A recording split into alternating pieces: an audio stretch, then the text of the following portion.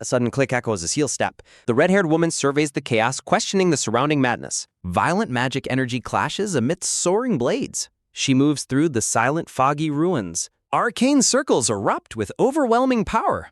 A white-haired girl stares in disbelief. Stunned knights witness the inexplicable event, one young man asking for an explanation. The white-haired girl and her pink-haired companion rush toward the central garden. The pink-haired girl realizes with dread that Ed is at the source. A colossal draconic shadow looms over the ritual circles. The white-haired man dismisses his opponent's efforts as futile. He unleashes the dark magic of the evil eye, intent on ending the delay. An unexpected sight causes him to freeze in shock. Ed vows to push his magic staff to its absolute limit despite the strain. He prepares to manifest a fragment of a legendary power. A radiant dragon of pure energy begins to materialize. The white-haired girl watches as the legend of the ancient fire spirit awakens. The entity known for incinerating mountains manifests as a supreme spirit. The spirit takes its true form. Ed summons the legendary power into the physical realm. A massive pillar of light converts myth into reality. The white-haired man shrieks in agony as fire consumes him. Ed exerts every ounce of strength into a staff. A blinding surge of energy erupts from the ruined city. He activates the Supreme Spirit formula, invoking the Fire Dragon's blessing. Horrific mana-summoned beasts are caught in the spreading furrow. The Supreme Fire Spirit begins incinerating everything in its path. The purifying flames erase every trace of hostile mana from the area. Destruction settles over the smoldering skyline.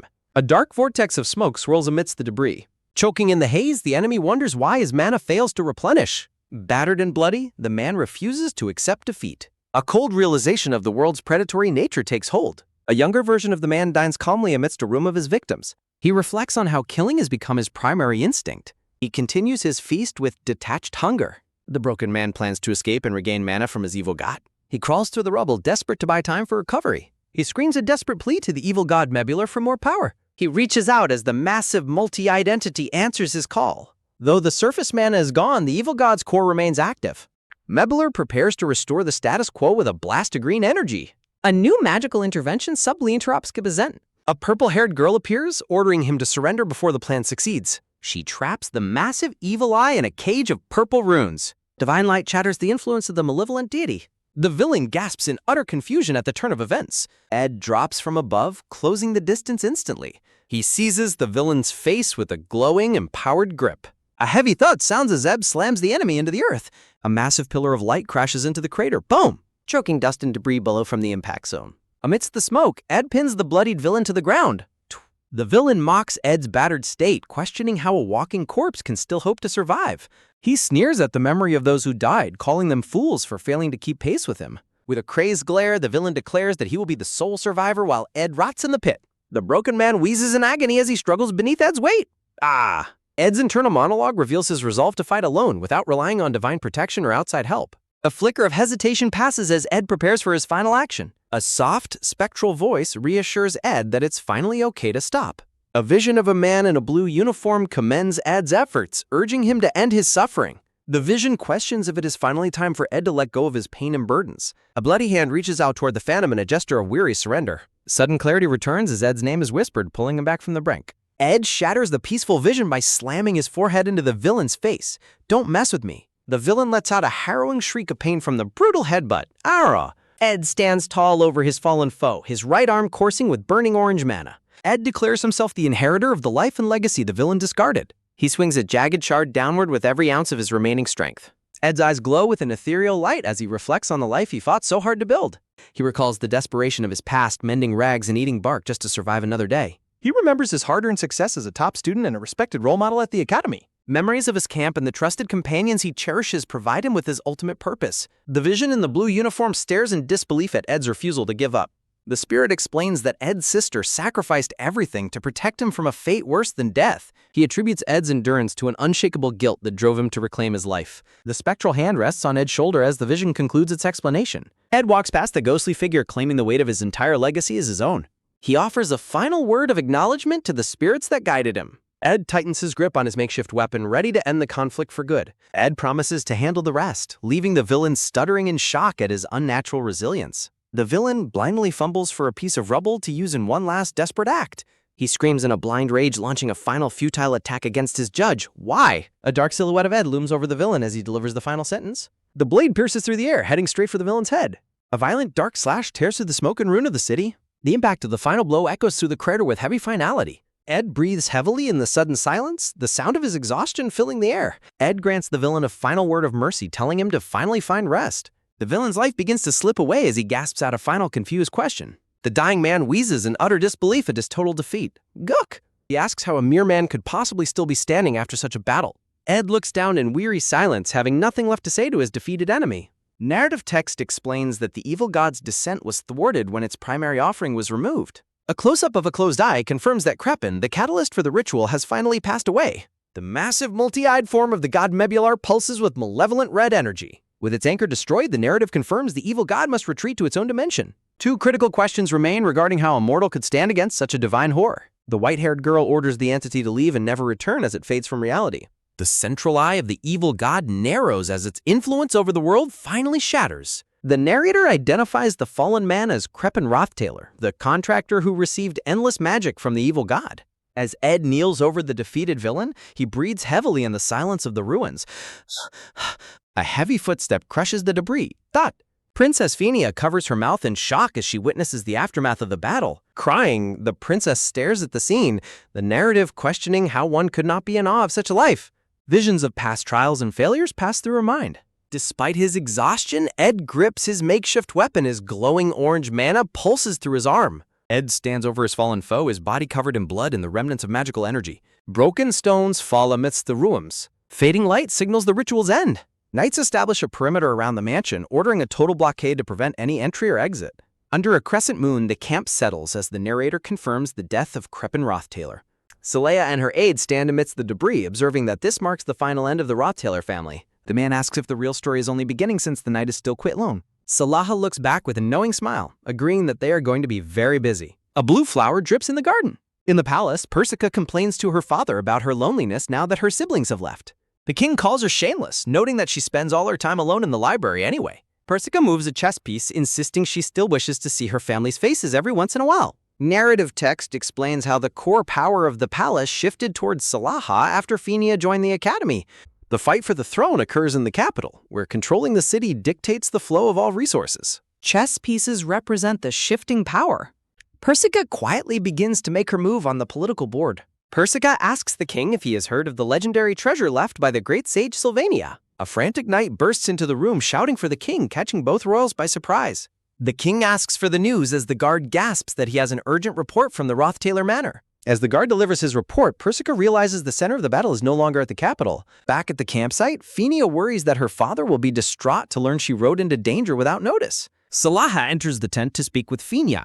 Salah claims that only the rightful heirs to the throne, such as themselves, could handle such a massive disaster. She suggests the imperial family should reward the tiny mage and the spirit sorcerer with great honor in gold. Phinia agrees with the rewards, but states they must also decide who is to be punished. Salihad takes a calm sip of tea. Salaha declares that every member of the Rothtailor bloodline who assisted the plan should be executed. Slamming the table, Phinia argues that Ed Rothtailor should be spared since he was the one who stopped Krepin. Salaha dismisses her, warning Phinia not to take personal assumptions as truth since she only saw the final moments.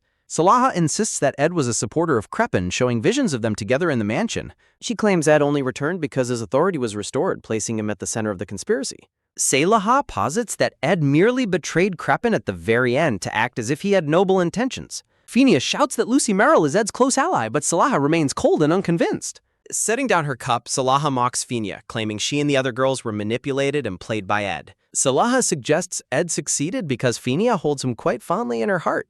Furious, Phinia delivers a sharp slap to Saleha's face, causing her tea to spill. Slap! The aide shouts in alarm as Phinia stands firm with her hands still raised. Salaha touches her reddened cheek and smirks, calling Phinia a child for her emotional reaction. Salaha argues the public needs a scapegoat, and burning Ed at the stake is the perfect symbol of resolution. Phinia retorts that it is an excuse born from Salaha's fear of the North or the trading company gaining power. Salaha looks away coldly, stating she has no interest in who eventually takes the throne. Lord Tell enters the tent and apologizes for the intrusion, asking them to continue their discussion. Lord Tell's expression darkens as she mentions hearing about the plan to burn a scapegoat at the stake. The red-haired woman smirks while contemplating who will be the designated scapegoat for the disaster. Princess Phinia realizes that although they despise each other, Lord Tell is firmly on Ed's side for the coming conflict. Princess Phinia shouts that Ed Rothtailor must be hailed as a hero for ending the treasonous plot. Princess Phinia demands the Empire honor Ed, but Princess Salaha expresses her cold uncertainty regarding his future. Princess Salaha questions if the other noble hostages would ever truly agree to honor a Rothtailor. Princess Salaha explains that since Crepin is dead, every faction will scramble to claim his immense power. Princess Salaha asks the other women if they agree with her assessment of the political vacuum. Princess Salaha suggests taking care of Ed now, fearing his cunning nature and future growth as a threat. Princess Phinia is shocked as Lortel declares that she prioritizes profit over the inconvenient truth. Lortel claims siding with Princess Salaha is the more profitable move, leaving Phinia in utter disbelief. Princess Phinia stares in horror at the merchant's blatant betrayal of their shared goals. A soft, relieved rope escapes. Phew. Princess Phinia leaves the room, vowing that she will not allow their cruel plan to succeed. Princess Salaha notes that leading a massive trading company at such an age requires a unique level of vision. Lortel mocks Phinia's mercy, claiming Princess Salaha is the only logical choice to become the emperor. Princess Salaha promises to grant Lortel control of the west port of Oldek upon her successful succession. Princess Salaha worries that bringing Ed Rothtailor to the capital might still be a dangerous political misstep. Lortel warns that Princess Persica has begun gathering her own forces, catching the other princess by surprise. Princess Salaha reflects on how the failed social event allowed Persica to emerge as a formidable rival for the throne. Salaha considers the annoying variable of Princess Phinia and Princess Persica potentially joining forces against her. She further acknowledges that Lucy Merrill and Janica Failover are powerful entities who remain difficult to control. Princess Salaha asks the red-haired merchant if she has any clever ideas to handle the situation. Lortel whispers that Ed should be kept hidden as a hostage to manipulate and control the others. Lortel suggests hiding him in a secret storage lot in Oldek managed exclusively by her company. Narrative text describes a massive warehouse complex where the cargo changes daily and the contents remain a total mystery. The complex is so vast that one can easily get lost or even hide an entire house within it. A sharp clink sounds as the two women meet their wine glasses in a celebratory toast. Lortel imagines a future where Ed is isolated and kept under her absolute control in secret. She schemes to eliminate Ed the moment his usefulness to the Elte Trading Company expires. Princess Salaha notes the merchant's willingness to take all the risk as an essential part of doing business. Lortel smiles darkly, claiming that ruthless risk management is what her company does best. The two women share a knowing, satisfied smile over the success of their secret negotiation. They finalize the plan for the Elte Trading Company to seize Ed and move him safely to Oltek.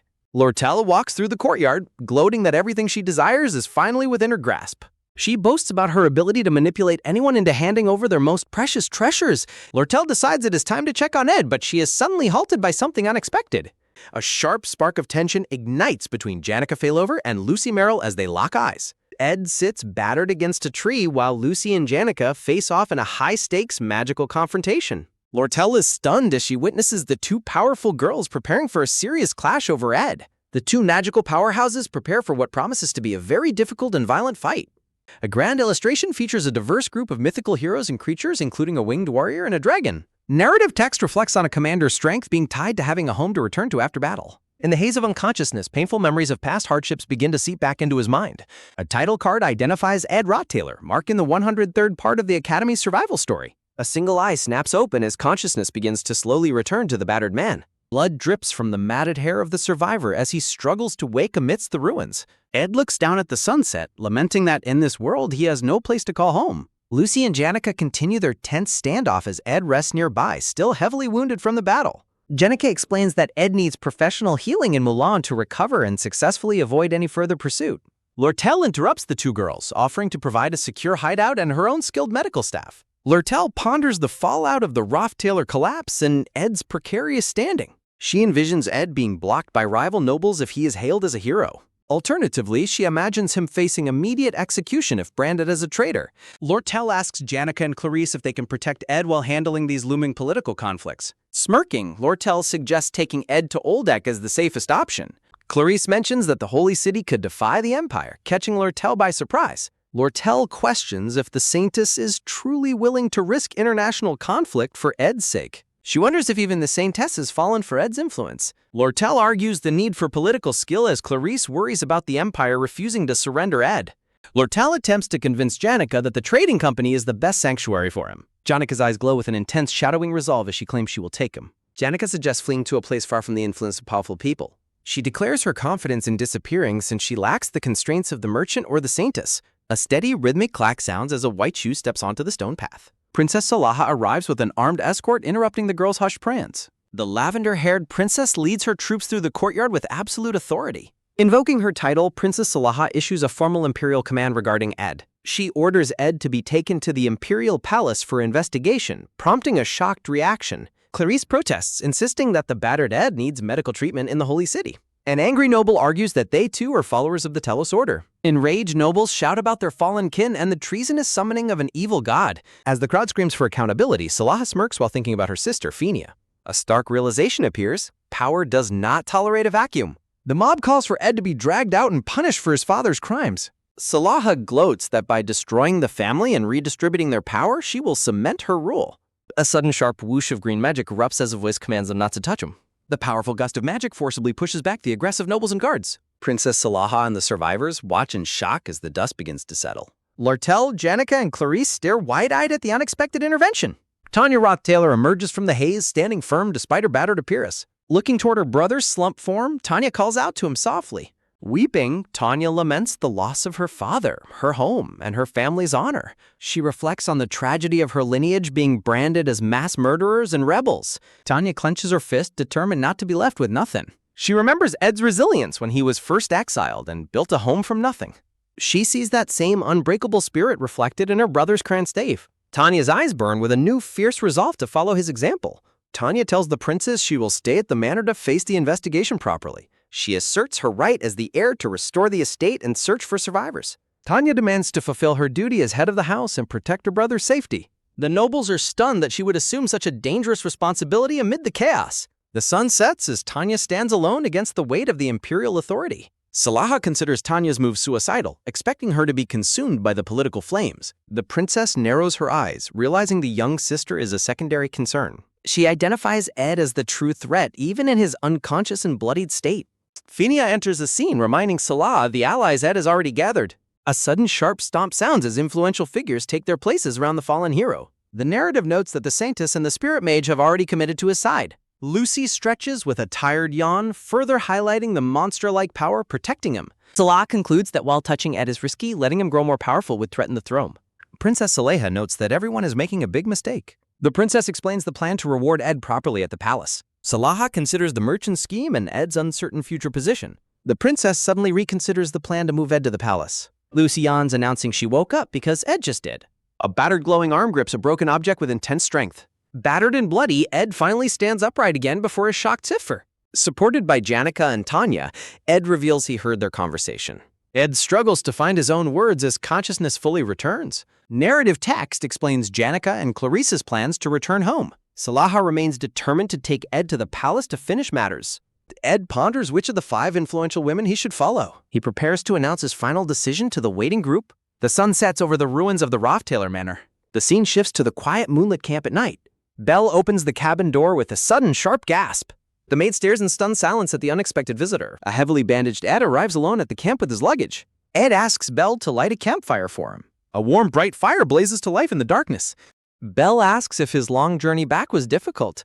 The flickering flames remind Ed of his past wandering on battlefields. He reveals that he refused everyone's offers to return here alone. Ed admits he barely survived his recent ordeal and wanted to return. He notices that Belle has finally stopped using formal speech with him. Belle wonders what caused his sudden change of heart during the journey. The maid listens intently to his quiet, reflective thoughts. Ed remains silent, watching the glowing embers of the campfire. Narrative text recalls Crepin's absolute certainty regarding Ed's death. A flashback shows Crepin Roth-Taylor reading in his study. Belle discovered Ed during a moment of total despair long ago. The loyal maid prevented the fallen noble from ending his life. Belle expresses her genuine relief that he is now living well. A montage depicts Belle staying by Ed's side throughout his exile. A bright white light transitions the story back to the present. Ed acknowledges Belle's growth in character with surprising praise. He offers the maid a sincere word of thanks for everything. Belle humbly dismisses his gratitude while looking toward the fire. A bright crescent moon hangs over the silent, peaceful camp. Belle bids Ed goodnight before departing for her own quarters. She pauses briefly to look back at the bandaged noble. Belle notes that their summer break is quickly coming to an end. She predicts that he will be busy once classes resume. Belle wishes Master Ed a peaceful night of rest. The scene shifts to the vast green northern forest. Magical spirits dance among the trees under a clear sky. A majestic blue wolf spirit roams through Arkan Island. The high-ranking spirit reflects on its deep bond with the woods. It watches the local humans with lingering curiosity and caution. The spirit unleashes a powerful magical shockwave to repel intruders. A massive blue wolf stares down at a terrified man in a forest cleared of trees. The spirit reflects on its inability to understand humans and their lack of connection with spirits. Walking through a lush woods, the wolf explains how human lives are too brief to comprehend. A white-haired girl with a staff smiles back at the spirit, who considers her unique. The legendary great sage of the north sits amidst her travel gear in the wilderness. Clapping, the energetic girl brandishes a hammer while announcing her ambitious plan to build a school. Working at a desk, she describes her desire to teach magic, combat, and alchemy in her tiny school. The spirit observes that humans live hurriedly because they aren't allowed much time in this world. Shocked, Marilda yelps as the girl reveals she intentionally chose the Eastern Plains for her project. With a mischievous grin, the sage promises to preserve the northern forest if Marilda allows her school. The blue wolf gazes into the distance, realizing that living alongside humans might be acceptable. Thud, a heavy wooden beam is hammered into place during the construction of the first building. Thud, thud, Arkan Island's landscape remains largely wild as the sage works on her modest wooden structure. Thud, Marilda naps while the construction continues, noting that spirit time flows much faster than human time. The modern Sylvania Academy stands as a sprawling grand estate of gardens, towers, and massive halls. A stern officer in a blue military uniform represents the Academy's elite combat division graduates. A blue-haired girl with a backpack stands before the emblem of the versatile and skilled alchemy division.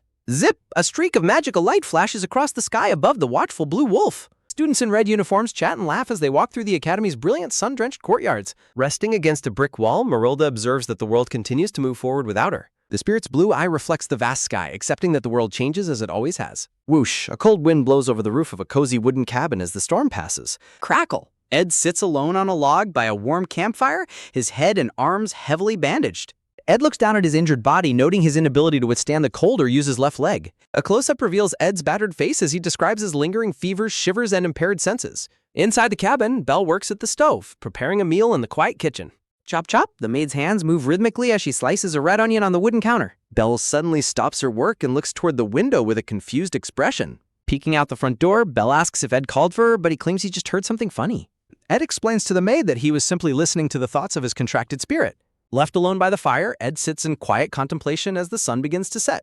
A tiny glowing version of the blue wolf appears on Ed's shoulder to tease him. The miniature spirit fox announces its intention to leave Ed's side for a while. Marilda explains that she's leaving to maintain her value, prompting Ed to criticize her difficult personality. The spirit notes that the local forest spirits will likely panic once they realize she is gone. Marilda hops away, planning to manifest and wander the academy while Ed recovers from his wounds. Ed questions how she will manifest without Lucy, and Marilda points to the staff in his hand. The tiny blue fox looks down at the wooden staff lying on the dirt near the fire. Marilda touches the gem, concluding the staff has enough magic for manifestation, even if spirit formulas are impossible. As Belle approaches, the spirit teases Ed about hiding perverted thoughts while he is alone with the maid. Swirl, a beautiful blue-haired girl in a white dress manifests from the glowing spirit energy. Waving, the girl departs for a trip, playfully telling Ed to rest and stop worrying about family news. Sighing, the bandaged Ed prepares to rest while reflecting on the chaotic events at the Rothtaylor mansion. Ed recalls the tense standoff between Lortel, Janica, Clarice, and Tanya over who would take custody of him. Looking somber, Janica boards a horse-drawn cart to begin her long journey back home to Pulan. Lortel watches from the street as Clarice's ornate carriage departs for the Holy Imperial capital. A close-up of Lortel's green eyes reveals her quiet, calculating thoughts as she prepares for her own business. The Imperial banner flies over the ruins of the manor as the sun sets on the investigation. Princess Salaha sits regally in a high-backed chair, having successfully manipulated the situation to her advantage. Within a grand tent, Salaha attempts to win over the wounded Ed with various promises and political offers. Ed lets out a heavy, tired sigh of relief after refusing the various offers made to him. Princess Salaha is stunned to learn that Princess Phineas has already returned to the palace. Ed notes that Phineas's swift return has intensified the imperial power struggle, forcing Salaha to act quickly. Determined not to return empty-handed, Princess Salaha looks for another way to secure an advantage. The princess realizes she must send a proxy to represent her interests in the capital. Lucy remains fast asleep, curled up on a plush red chair in the sunlight. Salaha admits that predicting her rival's next move will not be an easy task. A flag bearing the family crest flies over the scorched remains of the Rothtaylor estate. Ed reflects on the person left behind to guard the family's legacy alone amidst the destruction. Dust and ash settle over the dry, cracked earth of the ruined manor grounds. An older man with a gray beard notes that the social gathering should still be ongoing. General Magnus Callermore arrives at the ruins, demanding to know what happened to the estate. At a table inside a tent, Tanya apologizes to General Magnus for the lack of a proper welcome. Tanya Rothtaylor is formally introduced as the acting head of the family while the manor lies in ruins. Magnus mentions hearing rumors about Tanya from his son, Wade, who is also an academy student. The general laments that the Rothtaylor family has met its end if a young girl is now its head. A close-up of Tanya reveals her resolve as she declares she has no time for games. Tanya shocks the general by announcing her bold plan to bring down Princess Salaha. Bam! Tanya slams her hand on the table and asks if Magnus intends to cooperate with her.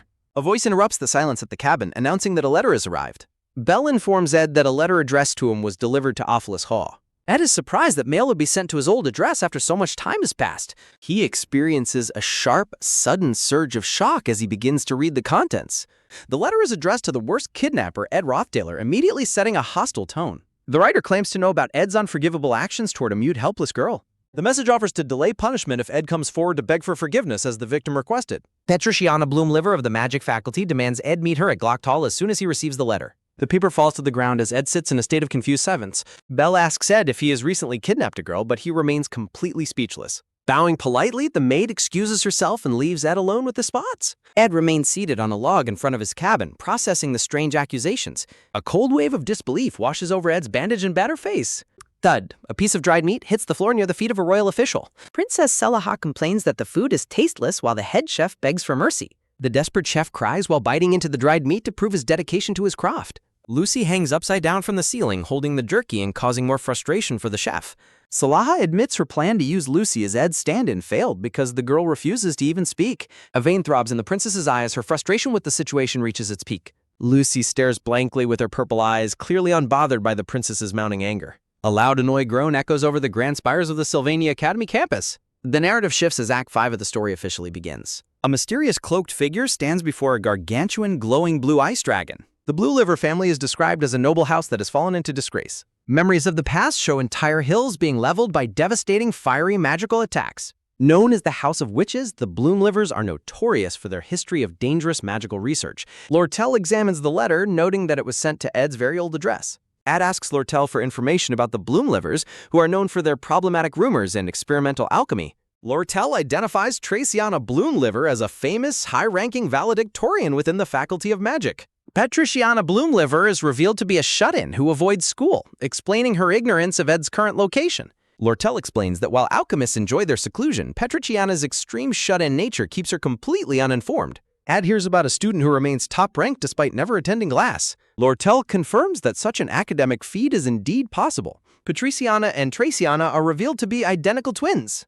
Ed theorizes that one sister attends classes for both of them. Lortel hands over a letter while Clebia struggles in bonds. Lortel dismisses the severity of the kidnapping as the captive groans. A bead of sweat rolls down its base. Lortel vows to rehabilitate the captive through forced social interaction. The merchant explains her plan to fix the boy's depressing attitude. A single tear falls as Clebius begs for mercy. An awkward silence settles over the outdoor table. Ed asks when the ordeal will end for the prisoner. Lortel emphasizes the importance of networking and social grace. The merchant reveals her desire for a handsome escort. Lortel blushes while admitting her own feminine desires. Ed looks down at the letter in disbelief. The blonde boy stares blankly at the page. Clebius experiences a sudden, strange moment of clarity. Ed arrives at Glock Hall as the mysterious letter instructed. He reflects on the legendary mage who authored his textbook. The difficulty of aspectual magic has stalled Ed's current progress. Past battles served as painful but effective lessons in magic. A status window displays his proficiency in various magical skills. A glowing icon represents the temporal magic time prison. A vision of a dark cloaked figure limns over a draw. Aspectual magic allows for the temporary manipulation of human minds. Ed notes that his low level limits his mental control. Patriciana greets Ed from her seat on the stairs. They share a moment of tense, quiet observation. The purple-haired girl calls out to Ed Rothdailer. She accuses him of being feigning ignorance about her message. Patriciana mentions her knowledge of his forest campsite location. Ed defends his living situation against her accusations of scheming. The girl reacts with shock to his news of expulsion. She sheepishly admits her lack of awareness regarding current events. The conversation shifts toward a mysterious white-haired girl seen nearby. Patriciana describes witnessing the girl running through the woods barefoot. She scolds Ed for neglecting the girl's basic human needs. The girl threatens to report Ed if he remains silent. Ed questions how she knows his camp secrets so well. He suggests she might have an illegal lab near his site. Panicking, the girl charges her magic to silence the observer. Ed realizes his inability to defend himself without magic. Bright flashes of violet energy erupt around the girl. A massive magical explosion consumes the stone staircase. A protective barrier suddenly shields Ed from the blast. A glowing magical staff remains poised in the air. Traciana intervenes from above, looking down at her reckless sister. Patriciana calls out to her twin in surprise. Traciana punishes her sister with a sharp, painful cheek pinch. Traciana Bloomlever apologizes for her sister's immaturity as a sharp cry of pain sounds from her pinched cheek. Traciana begs for Ed's forgiveness while Petriciana continues to scream about hostages and forest camps. The elder twin turns her staff on Petriciana, naming her as the true kidnapper. Ed stares in total, bewildered shock. Marilda manifests and performs silent gestures, leading Ed to wonder if she has lost her voice. Ed notes how a spirit speech would immediately betray their identity through magic resonance. Petriciana stares in wide-eyed terror. Marilda retreats behind Ed as he reflects on the tactical advantages of her anonymity. The light blue-haired spirit watches the sisters with a cold-piercing gaze. Marilda suddenly snaps at Ed, insisting that she handle her own personal problems. The Bloomliver sisters are completely stunned by the presence of a real spirit. Petriciana remains frozen in total disbelief. A cold sweat breaks out. Petriciana drops to her knees with a loud scream, begging for forgiveness. A heavy sigh sounds from Ed as he resolves to clear up the massive misunderstanding.